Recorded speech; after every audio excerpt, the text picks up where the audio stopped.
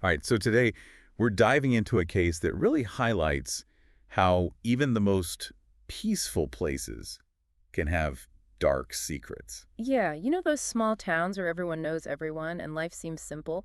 Well, Whispering Pines is one of those towns right in the heart of the Midwest. Picture perfect landscapes, a tight-knit community. But in 2019, that image was shattered. When a young woman named Eliza Monroe vanished without a trace. Eliza was 25 years old, a beloved elementary school teacher.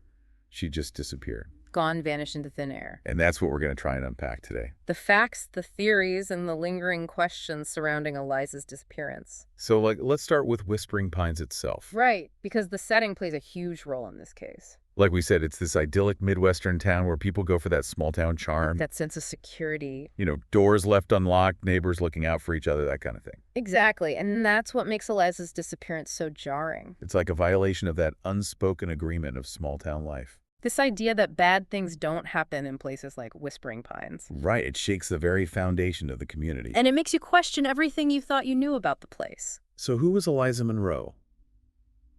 What was her life like before she vanished?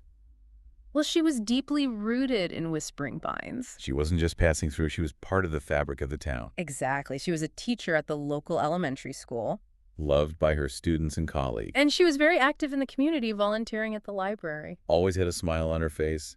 People described her as kind and compassionate. Just a genuinely good person. The kind of person you'd never expect to just disappear. And that's what makes it all the more unsettling, right? Yeah, it adds this extra layer of mystery to the whole thing. Because it just doesn't make sense. Okay, so let's walk through the events leading up to her disappearance. It was June 12th, 2019, a seemingly ordinary day. Eliza met a friend for coffee at a local cafe.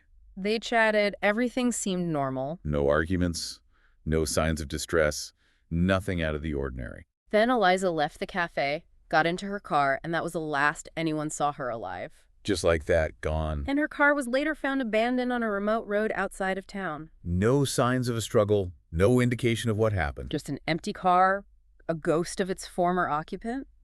It's as if she just stepped out of her life and into thin air. And that's where the puzzle truly begins.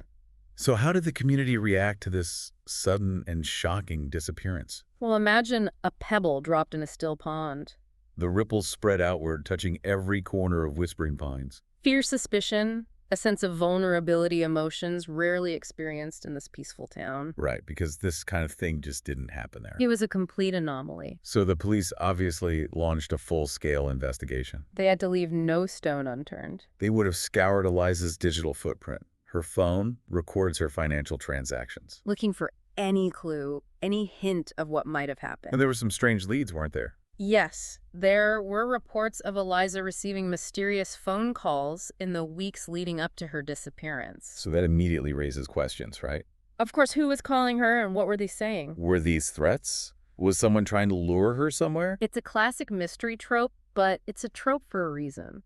Because it often leads to a deeper understanding of the victim and their potential adversaries. Exactly. Those calls could be the key to unlocking the secrets of this case.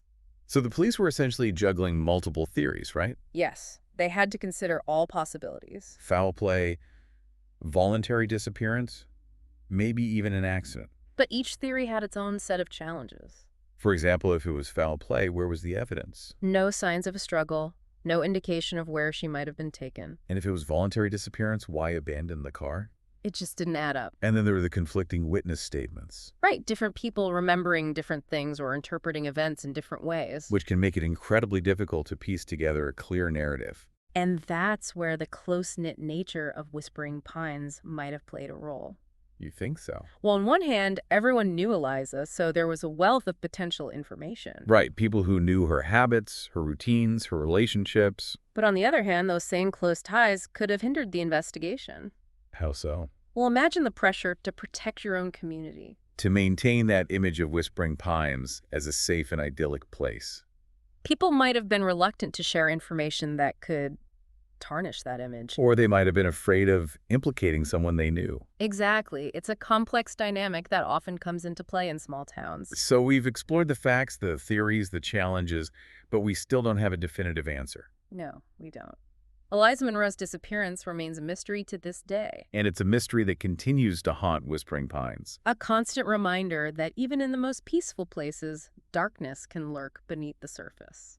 So as we wrap up this deep dive, what are we left to ponder? Well, I think the biggest question is whether the very essence of Whispering Pines contributed to Eliza's disappearance. That close-knit community, that inherent trust, did it somehow play a role? Was it a role of protection or concealment? It's a chilling thought, isn't it? It is. It makes you wonder if sometimes the things we value most can also blind us to the truth. And it leaves us with that unsettling feeling that maybe some secrets are better left buried. Or maybe someone out there knows more than they're letting on. Food for thought indeed.